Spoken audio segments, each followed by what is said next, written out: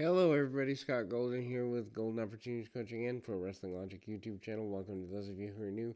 There is the Superstars of Wrestling Review Series, July 1st, 1995. Hype for the Superstars in a WWE versus the other celebrities softball game, and obviously the WWF always involved with charitable contributions and the like going forward in this time period to try to get at least some level of compliance and or whatever out of it.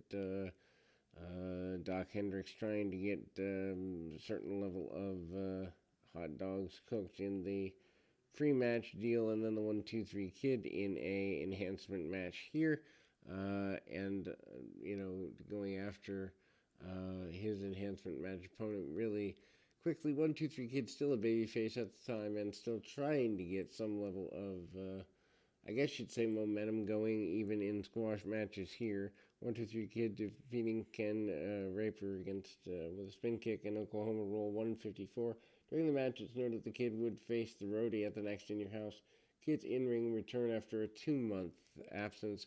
I believe concussion syndrome played a part, at least in that at the time. Kid coming back and also, a little bit different tights and all of that. Takes his opponent down pretty simply put, and really basic maneuvers along the way. 1-2-3 Kid also hits the sliding leg drop among other things, and obviously the fans are still behind the 1-2-3 Kid. 1-2-3 Kid does get obviously an enhancement match victory here and makes his way around.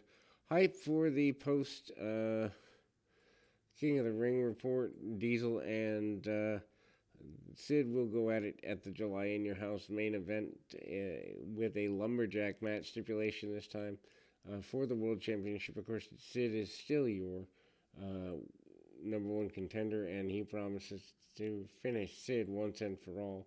The talk of Henry Godwinn wanting to slop the heck out of everybody and anybody in his way is also there.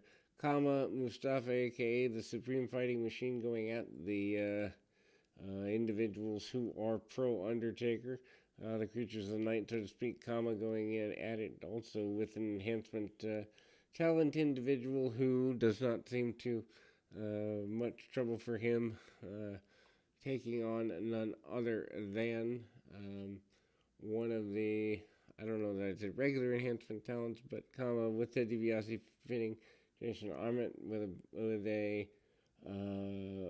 powerbomb type maneuver off the middle rope, 128 during the entrance. Barry Didinsky and two young fans showed off new shirts for Adam Bomb, Shawn Michaels, and Bam Bam Bigelow early in the match, and afterwards, Kama confronted two of the Undertaker's creatures of the night sitting at ringside, basically trying to hype the eventual Undertaker and Kama run here as a feud. Of course, Taker and Charles Wright, having a friendship going back to the 1993 run, and then we see Kama getting kind of a chokeout victory, also hype for last Sunday. Jerry Lawler having to kiss his own foot, the putrid foot, puking and all of that, and Dr. Isaac Yankum, a.k.a. Kane, a.k.a. Glenn Jacobs, debuts here as the, kind of mean dentist, whatever have you. Lawler having to brush his teeth, mouthwash, the whole deal, after choking on his own foot, at least figuratively. Then the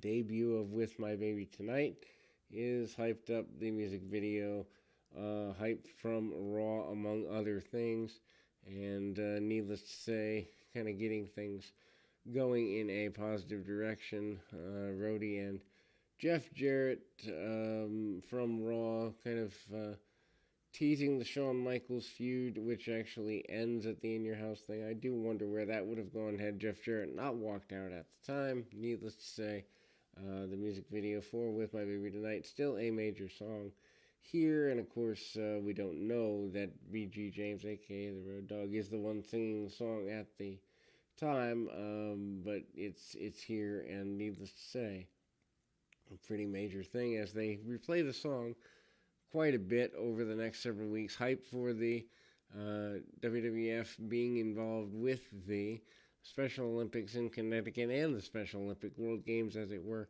Lex Luger and Davey Boy Smith, aka the British Bulldog, are here. They are pretty much involved in a tag team match, as it were, and hype for Luger and Davey Boy to be facing off potentially against the